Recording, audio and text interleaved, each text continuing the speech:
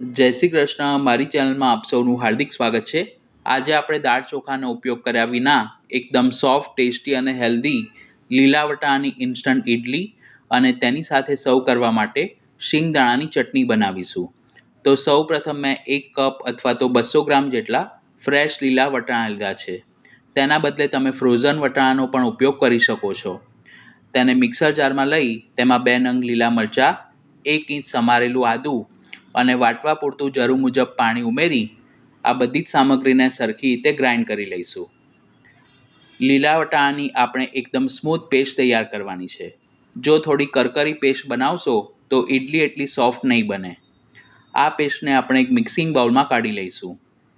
હવે જે કપના માપથી આપણે લીલા વટાણા લીધા હતા તે જ કપના માપથી 1 કપ સોજી અથવા તો રવો ઉમેરીશું.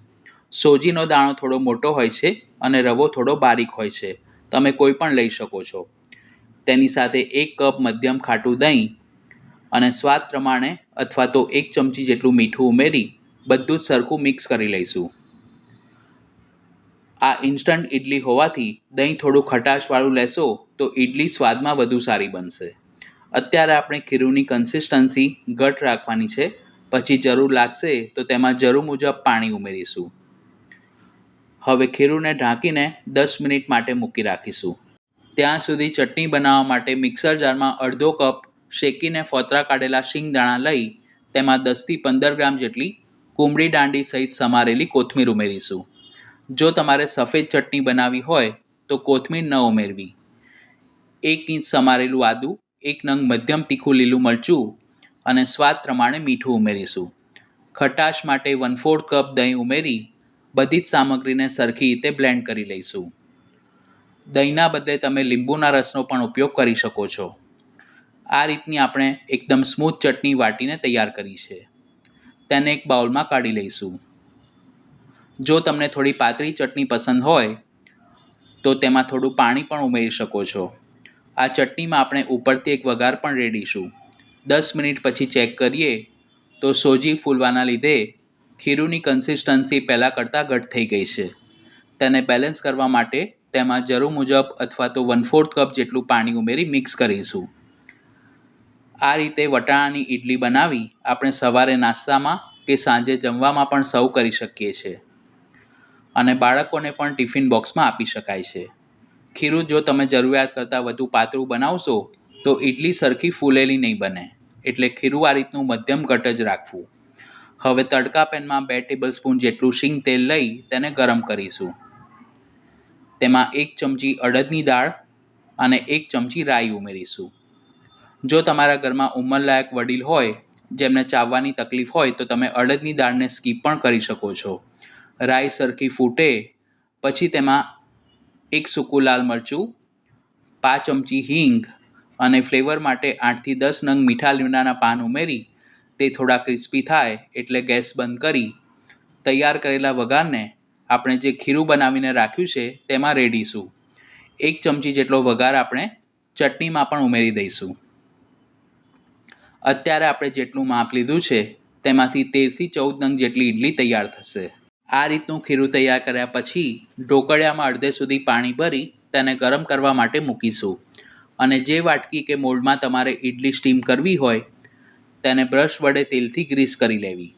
હવે ખીરુંમાં 1 સેચેટ ઈનો ફ્રૂટ સોલ્ટ અને તેને એક્ટિવ કરવા માટે તેના ઉપર થોડું પાણી ઉમેરી સરખું મિક્સ કરી લઈશું. ઈનોના બદલે તમે અડધી ચમચી જેટલા ખાવાના સોડા પણ ઉમેરી શકો છો. પણ જે સમયે ઇડલીને સ્ટીમ કરવાની હોય તે સમયે જ ખીરુંમાં સોડા અથવા તો ઈનો ઉમેરવા, જેથી તેની અસર ઓછી ન થઈ જાય. હવે ગ્રીસ કરેલી વાટકીમાં આપણે આ રીતે 1 નંગ કાજુના ફાડા ઉમેરીશું, જેથી ઇડલી દેખાવમાં એકદમ સરસ બનશે. તૈયાર કરેલું ખીરું અડધે સુધી સમાય તેટલું વાટકીમાં ભરી અને આ રીતે ટેપ કરીશું, જેથી તેમાં બિલકુલ એર બબલ ન રહે. એક વખતમાં આપણે 7 નંગ જેટલી ઇડલી સ્ટીમ કરી શકીએ છીએ.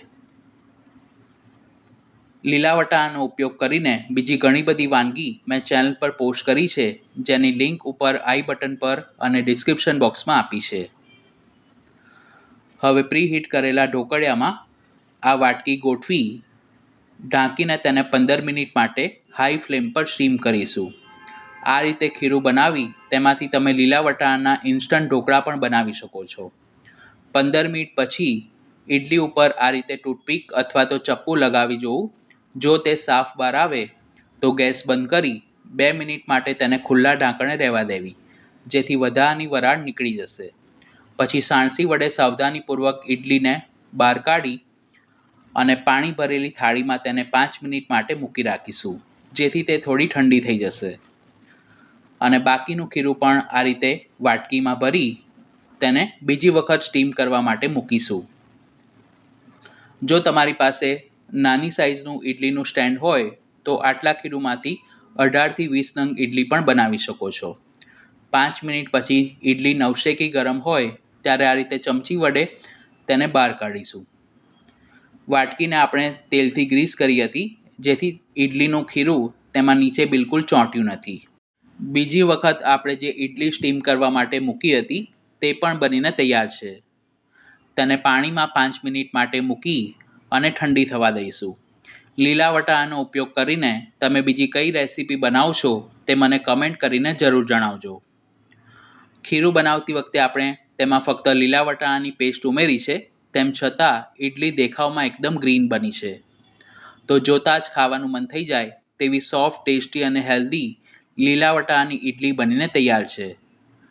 તેને શિંગદાણાની ચટણી સાથે સર્વ કરીશું. તો તમે પણ આ રેસીપી ઘરે જરૂર ટ્રાય કરજો. વિડીયો પસંદ આવી હોય તો તેને લાઇક અને શેર કરવાનું ન ભૂલશો.